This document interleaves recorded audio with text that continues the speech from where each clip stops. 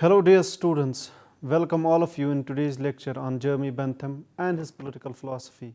While discussing Jeremy Bentham, our focus will be upon the following points: life sketch of Jeremy Bentham, conceptual understanding of utilitarianism, examine and explain Bentham's concept of utilitarianism. Let me begin with a discussion on Bentham's life history. Jeremy Bentham was born in London in a middle-class family. His early life was colored by a mix of pious superstition on his mother's side and Enlightenment rationalism from his father's side. Bentham lived during a time of major social, political and economic change in Europe, such as the Industrial Revolution, with the massive economic and social shifts that it brought in its wake, the rise of middle class and revolutions in France and America. Subsequently, it was quite often reflected in his writings. He went to Westminster School at the age of 7 and to Queen's College, Oxford, remarkably at the age of 12, completing his degree in law in the year 1764. However, he never became a practicing lawyer. Nevertheless, Bentham did write a great deal on jurisprudence, philosophy of law, and spending most of his life analyzing the existing law and strongly advocating legal reform. Throughout his life, he comments on various natural accounts of law, which claim, for example, that liberty and rights exist independent of government.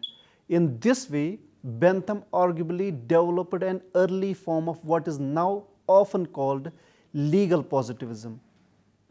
Beyond such critiques, he ultimately maintained that putting his moral theory into consistent practice would yield results in legal theory by providing justification for social, political and legal institutions. Bentham wrote extensively on a number of subjects. Most of his works were written with the purpose of bringing about legal and political change in Britain.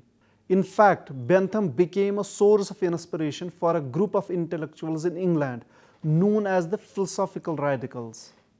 This group believed that societies could be reformed and improved with the help of philosophical knowledge. Bentham is also responsible for establishing a journal called the Westminster Review, devoted to the philosophy of utilitarianism. In 1790s, Bentham signed a contract with the government of Britain to undertake a prison reform, and as part of this contract, he was to build Panopticon. This, according to Bentham, would be an ideal prison. However, the project was never completed due to some unknown reasons. Some of the important works by Bentham include Fragment on Government, An Introduction to the Principles of Morals and Legislation, and Draft of a New Plan for the Organization of the Judicial Establishment of France. For this book, he was made an honorary French citizen in 1792.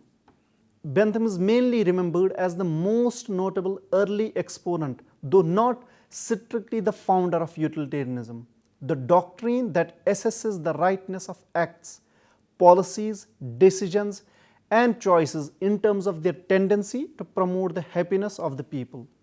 Bentham died on 6 June 1832. As the final gesture of a remarkable life, Bentham directed in his will that his body be dissected for the purpose of scientific research. Bentham and his utilitarian doctrine became very influential and impacted course of legal reform, more particularly in criminal law all over the Europe. Many important thinkers with varying disciplinary backgrounds gathered around his utilitarian school. These great thinkers include James Mill, Ricardo, John Austin, and J.S. Mill. After giving you a brief account of the life sketch of Jeremy Bentham, now let's try to understand the meaning of utilitarianism. Utilitarianism as a school of thought remained an important influence in Europe for nearly a century, covering the late 18th and most of the 19th century. Even though there were a number of thinkers like Richard Cumberland, Francis Hutcheson, John Gay, David Hume, and Edmund Burke, whose thought contained elements of utilitarian thinking, It was for Bentham who shaped it as a specific school of thought. His whole political and juristic thought is grounded in his principle of utility, as we will discuss that slightly later. Utilitarianism is generally held to be the view that the right action is the action that produces the maximum good, defined as happiness. There are many ways to spell out this general claim. One thing to note is that the theory is a form of consequentialism. That is, in other words, the right action is understood entirely in terms of consequences produced. Its core idea is that whether actions are right or wrong depends on their effects. More specifically, the only effects of action that are relevant are good and bad results that they produce. Now let us try to understand and discuss Jeremy Bentham's utilitarianism and its principles. Bentham, the founder of utilitarianism, combined throughout his active life the career of a philosopher, a jurist, and that of a social reformer and activist. His utilitarian philosophy, based on the principle of greatest happiness of the greatest number, was aimed at rearing the fabric of felicity of legislation and parliament, and stressed the need for a new penal code for England. It was for these reasons that he has been regarded by J.S. Mill as a progressive philosopher, the greatest benefactor of mankind, an enemy of the status quo, and the greatest questioner of things established. Bentham is generally considered the father of utilitarian school of thought, mainly because he systematically laid down its theory and made it into a school of thought that pushed for a number of legal and political reforms within England. Bentham's merit consisted of not in the doctrine but in his vigorous application of it to various practical problems. Hence, for Bentham, utilitarianism has both descriptive and normative elements. It not only described how human beings act to maximize pleasure and minimize pain, but it also prescribed or advocated such action. His version of utilitarianism has three distinct elements. The most fundamental is a psychological hedonism, similar to that favored by Hobbes. All human beings seek to maximize pleasure or happiness. Bentham tends to use the two words interchangeably and minimize pain. In the very first chapter of his book, The Principle of Morals and Legislation, Bentham begins with the following words, and I quote, "Nature has placed mankind under the governance of two sovereign masters, pain and pleasure. It is for them alone to point out what we ought to do as well as to determine what we shall do. On the one hand, the standard of right and wrong, on the other, chain of causes and effects are fastened to their throne. They govern us in all we do, in all we say, in all we think. Every effort we can make to throw off our subjection will serve but to demonstrate and confirm it." Unquote. Second, utilitarianism indicates pleasure or happiness as the supreme good in the sense that everyone seeks pleasure as an end and not as a means to some further end. Like Hobbes, Bentham thinks that good and bad are simply the terms we use to designate the things that cause us or we expect to cause us pleasure or pain. By pleasure, Bentham means a wide variety of derived things. He lists the pleasures of taste, smell and touch, of acquiring property, of knowing what we have, the goodwill of others, of power, of seeing the pleasure of those for whom we care, and so forth. Third, utilitarianism becomes a theory of action as well as value by virtue of a simple logical transition.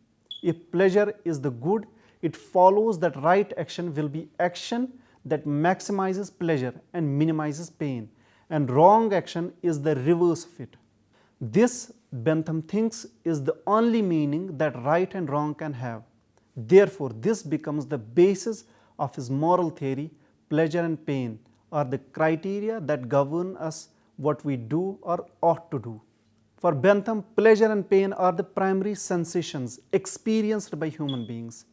He believed that sensations, being the original mental entities, ideas are the simple subsequent mental copies of sensations, fainter than the original, but available to experience even when the originals are no longer present. According to Bentham, sensations are of three kinds: pleasant, painful, and indifferent. Pleasant and painful sensations have stronger association and leave a more lasting impression on us, and the ideas they generate also stay with us longer. In his book, The Principle of Morals and Legislation, Bentham stated 14 simple pleasures which move human beings, including the pleasures of sense, wealth, skill, a good name, power, benevolence, malevolence, memory, imagination of the relief. Further, Bentham listed 12 kinds of pain which individuals seek to avoid, like the pain of privation, of senses, of enmity, or of an ill name, of benevolence and of malevolence, etc. Bentham classified these different actions of pleasure and pain into self-regarding and other-regarding groups, a distinction that the J.S. Mill borrowed in elaboration of the concept of liberty. Only two, benevolence and malevolence, were put under the other-regarding action. Under self-regarding motives, Bentham listed physical desire, pecuniary interest, love of power, and self-preservation. Self-preservation includes fear of pain, love of life, and love of ease. To determine the balance between pleasure and pain from a particular action, Bentham came up with a calculus called the philosophic calculus, sometimes also referred to as hedonic calculus.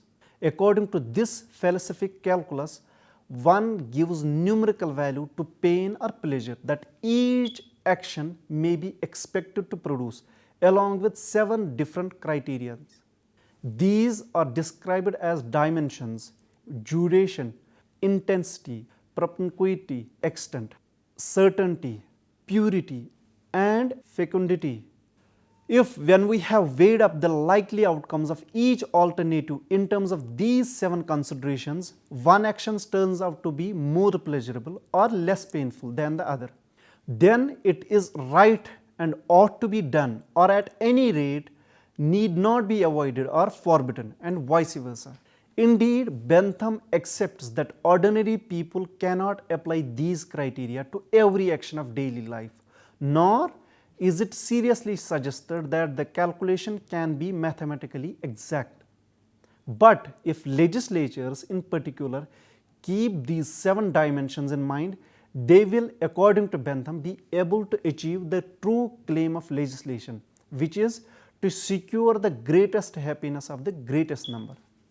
This famous expression, which has become known as the principle of utility, was not incidentally coined by Bentham.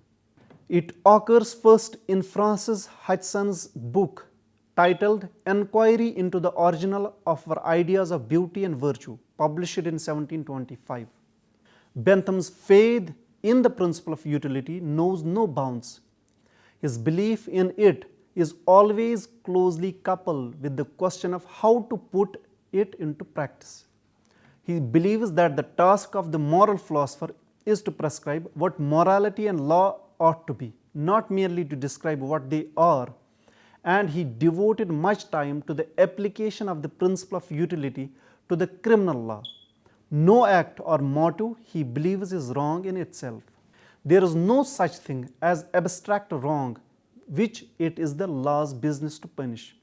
The law should not seek to regulate matters of private morality. Acts are criminal only if they adversely affect the general happiness. The purpose of punishment is deterrence rather than retribution. Punishment should be so calculated as to cause pain enough, but no more than enough to deter the offender from re-offending, and fear enough, but no more than enough to deter potential offenders from offending at all.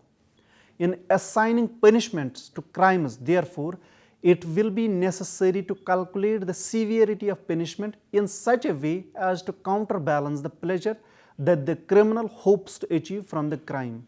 It will also be necessary to assign severe punishments to crimes that it is more difficult to detect. Clearly, there will be no point in punishing even harmful acts if it can be shown that they were carried out unintentionally or in sufficiently mitigating circumstances. Now let us have a critical evaluation of utilitarianism. Despite the utility principle attained a lot of significance within and outside England, some philosophers have also raised certain concerns and criticism against the theory. Professor William Epstein, in his major work, Great Political Thinkers, has criticized Bentham's theory as uninspiring and not imaginative enough and merely mechanical. According to him, the theory lacked originality and was full of prejudices and speculation. Professor Carlyle has branded the theory as the pig philosophy, just to remind us that the hedonism of the kind is not very satisfactory. The happiness is much more than pleasure. Besides, Bentham's theory has been criticized for its neglect of moral sense. What Bentham wanted to do was to establish a standard of right or wrong, good and evil related to calculable values. His psychological appreciation of human nature was inadequate. Many factors besides pleasure and pain motivate individual and common actions. Bentham distinguished pleasures and pain quantitatively rather than qualitatively. Bentham believes that pleasure and pain could be arithmetically calculated with the help of an apparatus known as falsific calculus. However, modern research in experimental psychology show that falsific calculus of pleasure turns out to have no practical significance at all.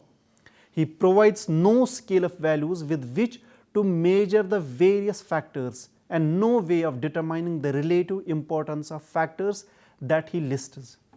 How could we measure the fecundity or purity of a pleasure? However, despite the criticism against the utilitarianism, it has been an important contribution in the development of political thought and dominated English political thinking between 18th and 19th century.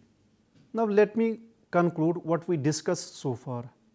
Bentham not only proposed many legal and social reforms but also expounded an underlying moral principle on which they should be based. This philosophy, known as the utilitarianism, argues that the right act or policy was that which would cause the greatest happiness of the greatest number, often referred to as the principle of utility. Utilitarianism is a form of consequentialism because it rests on the idea that it is the consequences or results of action, laws, policies, etc.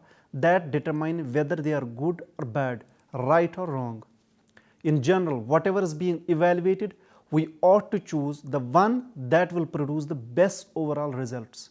In the language of utilitarianism, we should choose the option that maximizes utility, that is, the action or policy that produces the largest amount of good. With this, I conclude today's lecture. Hope you are able to make sense of it. Take care and goodbye.